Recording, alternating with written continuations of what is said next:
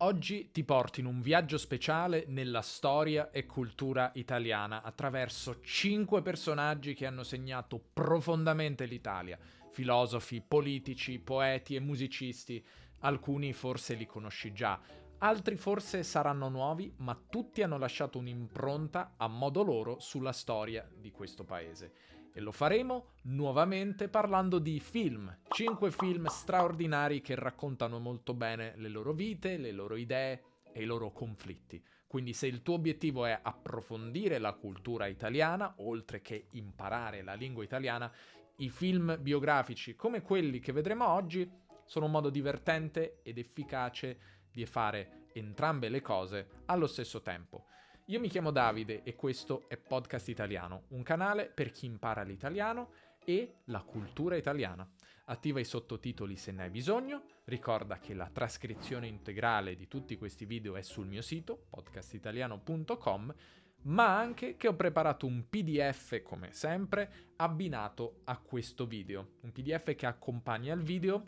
Al suo interno troverai degli altri consigli di film biografici da vedere, oltre a quelli che ti darò in questo video, con una sinossi, indicazioni dove guardare ciascuno di questi film e altro ancora. Quindi ti lascio il link in descrizione se vuoi scaricare il PDF gratuito, ma puoi anche scansionare questo codice QR con il tuo telefono. Ti consiglio di farlo perché mettiamo sempre molto amore e molta cura e molto impegno nella creazione di questi PDF e piacciono molto agli studenti che li usano. Bene, iniziamo il nostro viaggio cinematografico che è anche un viaggio storico e culturale. Ti consiglierò, come dicevo, 5 film biografici su 5 personaggi storici e lo farò seguendo un ordine cronologico.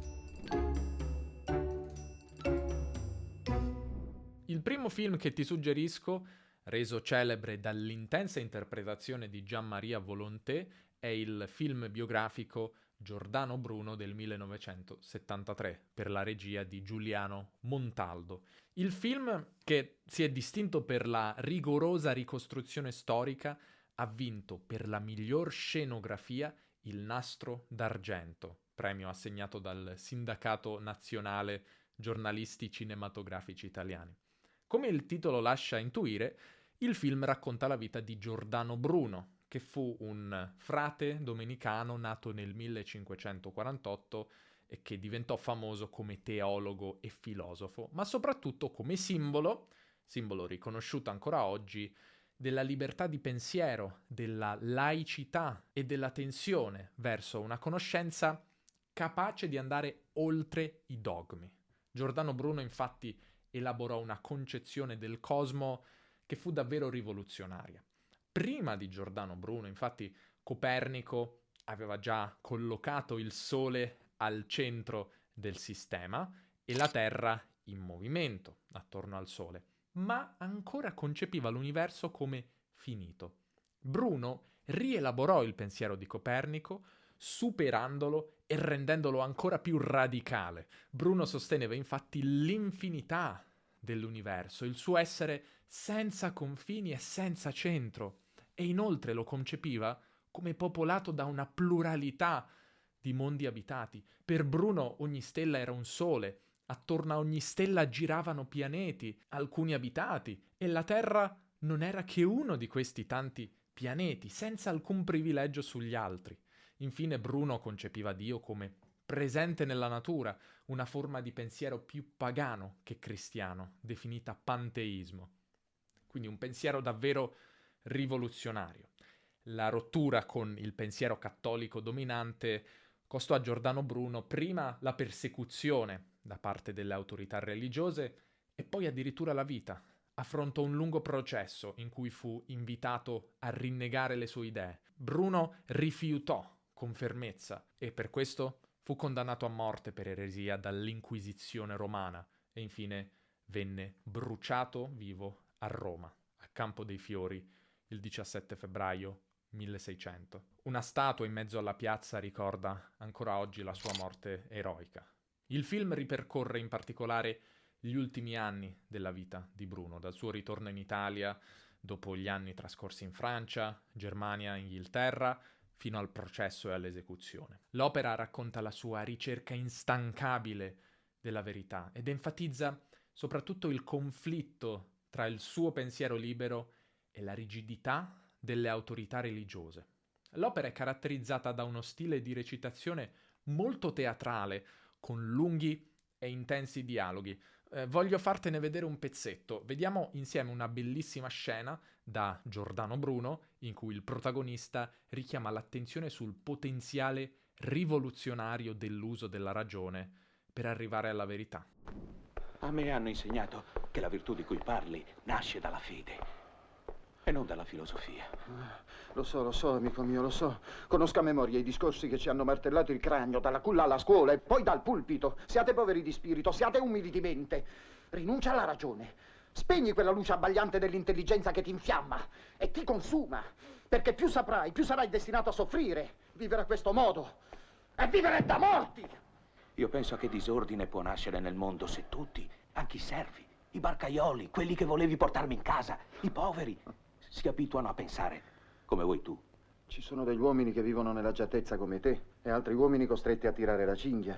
Ma tutti quanti gli uomini sono uguali e tutti quanti hanno il diritto di alzare la testa verso il cielo, là dove nel punto più alto splende il sole della verità.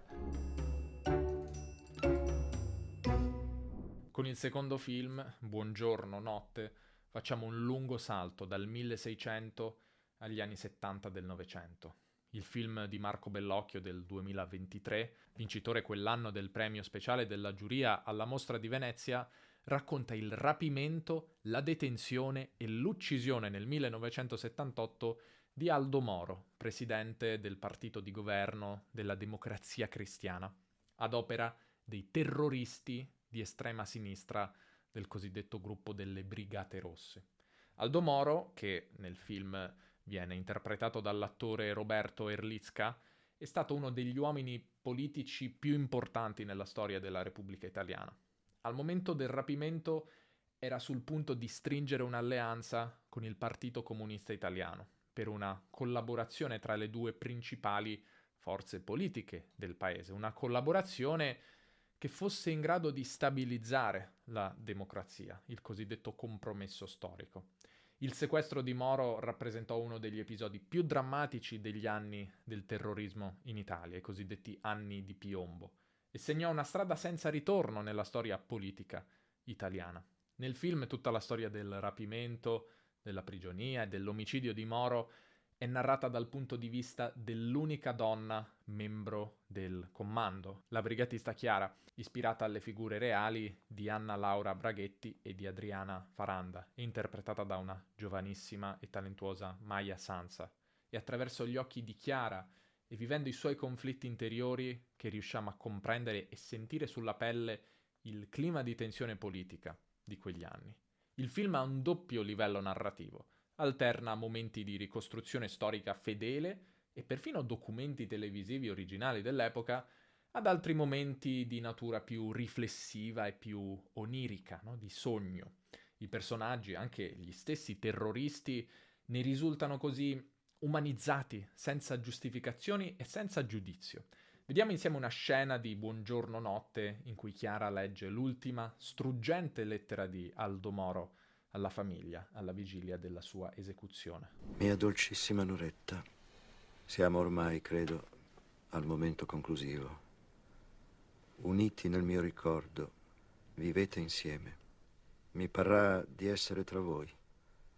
Per carità, vivete in un'unica casa. Bacia e carezza per me tutti, volto per volto, occhi per occhi. A ciascuno una mia immensa tenerezza che passa per le tue mani. Sii forte, mia dolcissima, in questa prova assurda e incomprensibile.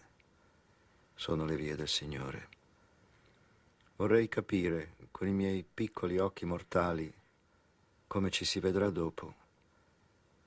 Se ci fosse luce, sarebbe bellissimo. Amore mio, sentimi sempre con te e tienimi stretto. Una curiosità, Buongiorno notte è stato apprezzato sia dai familiari di Aldo Moro, sia da alcuni ex brigatisti, no? Membri delle BR, le Brigate Rosse. Uno di loro ha detto: i suoi amici negavano autenticità alle sue lettere, mentre alcuni di noi, nel leggerle, ci trovavamo ad associarle a quelle dei condannati a morte della Resistenza. Questo il film lo sottolinea ed è proprio vero. Il terzo film che ti suggerisco è dello stesso regista di Buongiorno Notte, cioè è Marco Bellocchio, e si intitola Vincere. Con Vincere torniamo indietro ai primi decenni del Novecento, agli anni della nascita e della crescita del fascismo. Il film è infatti centrato sulla figura di Ida Dalser, prima moglie di Benito Mussolini, ufficialmente sposata in chiesa, e sul loro figlio Benito Albino Mussolini, entrambi tragicamente cancellati dall'esistenza del duce e dal mondo in un modo feroce. Nel film Ida è magistralmente interpretata dall'attrice Giovanna Mezzogiorno, mentre Benito Albino ha il volto dell'attore Filippo Timi. Il film ha ottenuto numerosi riconoscimenti, tra cui 8 David Donatello, miglior regista, fotografia, scenografia, costumi, trucco, acconciature, montaggio, effetti speciali visivi, ma anche ha ottenuto 3 Globi d'Oro e 4 Nastri d'Argento, oltre a vari premi internazionali. Quindi questo è un film che vale la pena vedere. Le vicende narrate nel film partono dall'anno 1907, che è l'anno in cui Benito Mussolini conobbe Ida, e arrivano fino alla chiusura del loro figlio in un ospedale psichiatrico. Ida si innamora di Mussolini prima della sua ascesa politica, periodo in cui lo sostiene economicamente e diventa madre. Mussolini inizialmente si invaghisce della donna, ma poi, dopo essere giunto al potere, la respinge e nega la loro relazione. Non solo, allontana sia lei che il figlio da sé e dal mondo, facendoli internare entrambi in manicomio. Il film introduce anche la figura di Rachele Guidi, la seconda moglie di Mussolini, sposata con rito civile, e mostra come la precedente relazione con Ida abbia inciso sulla loro vita privata. Vediamo insieme una delle scene iniziali di Vincere, in cui un giovanissimo Mussolini sfida Dio, conquistando così, con la stessa retorica pomposa e vuota che caratterizzerà tutta la comunicazione fascista, il cuore della bella Ida. Io sfido Dio. Gli do 5 minuti di tempo per fulminarmi. Se non mi fulminerà, sarà la dimostrazione che non esiste. Sono pronto.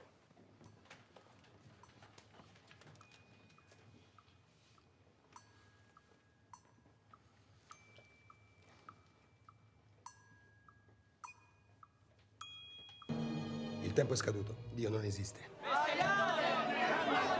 Calma, fratelli, no! Così no! Calma, Il film ha avuto il merito di riportare all'attenzione della società italiana la figura dimenticata di Ida Dalser, testimone degli aspetti più oscuri della nascita del fascismo. Se ti interessa scoprire la storia del fascismo, abbiamo realizzato 5 episodi sul nostro podcast, te li lascio in descrizione, che abbiamo recentemente pubblicato come un unico podcast che puoi ascoltare dall'inizio alla fine. Quindi, se vuoi scoprire questo periodo, abbiamo fatto un buon lavoro, credo. Ti lascio il link in descrizione. Il quarto film che ti consiglio è Il giovane favoloso, un film del 2014 per la regia di Mario Martone. Il giovane favoloso, a cui allude il titolo del film, è Giacomo Leopardi, poeta, scrittore e filosofo della prima metà dell'Ottocento, uno dei più grandi autori della nostra letteratura e della poesia mondiale, massimo esponente del romanticismo italiano. Giacomo Leopardi, interpretato nel film dal grande Elio Germano, è un poeta che in Italia tutti conoscono, le cui poesie si studiano a scuola e che ha fortemente contribuito alla formazione dell'identità culturale italiana.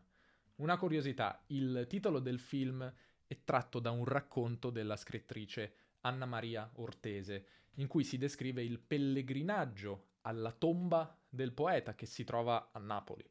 Così ho pensato di andare verso la grotta, in fondo alla quale, in un paese di luce, dorme da 100 anni il giovane favoloso. Il film racconta il percorso intellettuale di Giacomo, i rapporti familiari oppressivi, le amicizie, le sofferenze fisiche, ma anche il processo creativo che lo ha portato a scrivere le sue opere più celebri. Da bambino Giacomo rivela una straordinaria intelligenza e un amore per la cultura che cresce nella casa biblioteca di Recanati, nelle moderne Marche, dove vive assieme ai fratelli Carlo e Paolina, alla madre e al padre. Con il padre Leopardi ha un rapporto difficile. Monaldo Leopardi è un nobile autoritario e dai modi rigidi, duri. A un certo momento della sua vita Giacomo smette di accontentarsi del conforto che gli viene dallo studio e dalla scrittura e vuole allontanarsi da casa, dalla famiglia. Vuole condividere il mondo dei suoi amici letterati, con i quali si scrive molte lettere. Un primo tentativo di fuga tramite un falso passaporto fallisce a causa dell'intervento del padre, ma a 24 anni Giacomo riesce finalmente a lasciare Recanati. Vivrà a Firenze, Roma e Napoli. Conoscerà l'amicizia e l'amore. Quest'ultimo purtroppo non ricambiato. Frequenterà salotti letterari e continuerà a pubblicare opere di poesia e di prosa. Ma nel frattempo purtroppo la sua salute fisica peggiorerà. Morirà a Napoli dopo aver assistito a un'eruzione del vulcano, il Vesuvio, e dopo aver regalato al mondo la celebre poesia La Ginestra, che noi italiani dobbiamo studiare a scuola. Magari ne parleremo una volta, farò un video sulla poesia, se ti interessa lascia un commento. Ma vediamo ora insieme una scena del film che traduce in immagini il momento creativo che portò Leopardi alla scrittura del celebre Dialogo della natura e di un islandese, che è contenuto nelle operette morali. Chi sei? Sono un povero islandese che va fuggendo la natura. Io sono quella che tu fuggi. La natura! Me ne dispiace fino all'anima. Tu sei la nemica scoperta degli uomini e degli altri animali e di tutte le opere tue!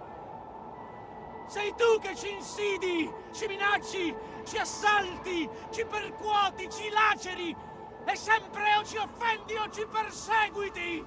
Immaginavi forse che il mondo fosse fatto per causa vostra? Io ho l'intenzione a tutt'altro che alla felicità o all'infelicità degli uomini. Quando vi offendo, quale sia il mezzo, io non me ne avveggo. Come se io vi diletto o vi benefico, io non lo so. Se anche mi avvenisse di estinguere tutta la vostra specie, io non me ne avvedrei.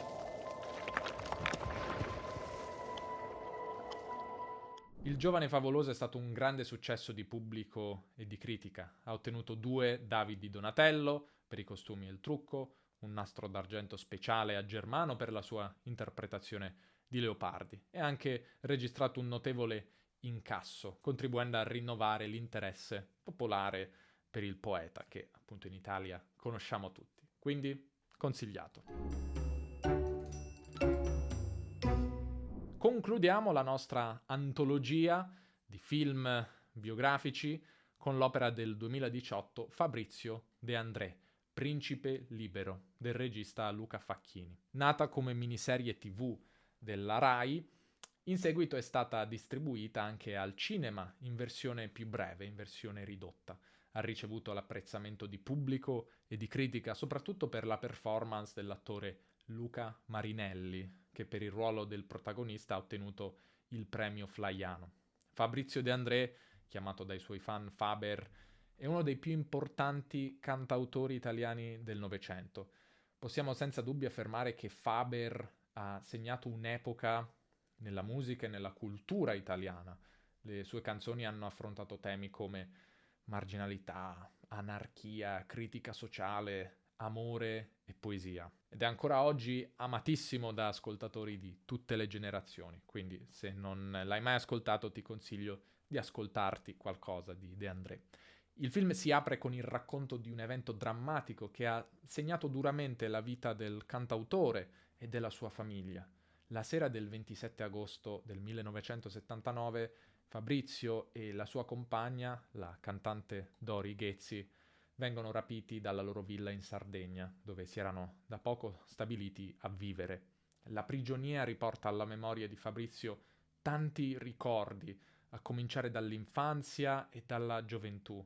La prima chitarra ricevuta in regalo dalla famiglia, gli studi universitari di giurisprudenza abbandonati per dedicarsi alla musica, le notti brave a Genova con gli amici, gli incontri borghesi voluti e organizzati dal ricco e ambizioso padre, l'incontro con Luigi Tenco, altro cantautore importante della scuola genovese, e l'amicizia fino al suicidio di Tenco durante il Festival di Sanremo del 1967. E ancora il primo album registrato in studio, la nascita del figlio, Cristiano, il divorzio dalla prima moglie, l'incontro con Dori Ghezzi, la nascita del legame affettivo con la Sardegna e molto altro ancora. Guardiamo insieme una scena di Fabrizio De André, Il Principe Libero, la scena dell'incontro cruciale con Mina, che è una cantante molto importante, iconica, che ha portato in televisione con la sua voce la canzone di Marinella di De André, regalandogli la popolarità.